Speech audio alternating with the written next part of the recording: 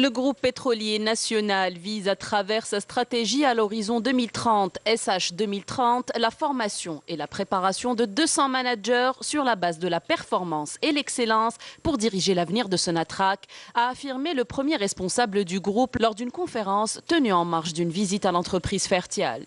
Abdelmoumen Ould Qaddour a également souligné qu'en plus de mettre le paquet sur la ressource humaine, la stratégie de développement et de modernisation de Sonatrach accorde une priorité absolue aux activités de transformation, mettant en avant le projet intégré de transformation du phosphate et du gaz naturel de Soqahras, dont le lancement du chantier sera annoncé d'ici la fin de l'année, rappelant qu'un investissement de l'ordre de 5 milliards de dollars avait été alloué au projet qui permettra l'exportation pour 1,9 milliard de dollars d'engrais phosphatés. C'est un projet quand même très important, d'abord par le volume de ce que ça va générer.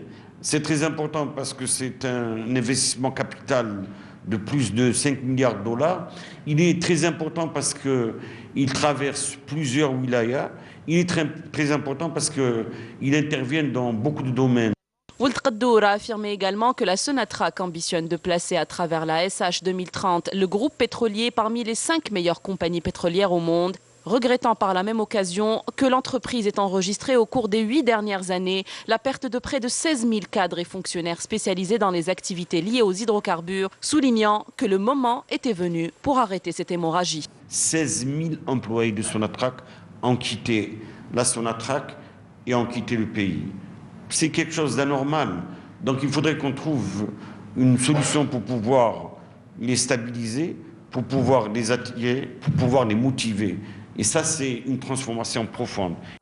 Le PDG de Sonatrach a rappelé également que dans un contexte marqué par la crise économique mondiale, le climat des investissements en Algérie reste très attractif. On a déjà eu un contrat que nous avons signé avec les Espagnols. C'est un contrat de 9 ans sur 9 milliards de mètres cubes. C'est pas mal, c'est le 1/4 de ce que nous produisons.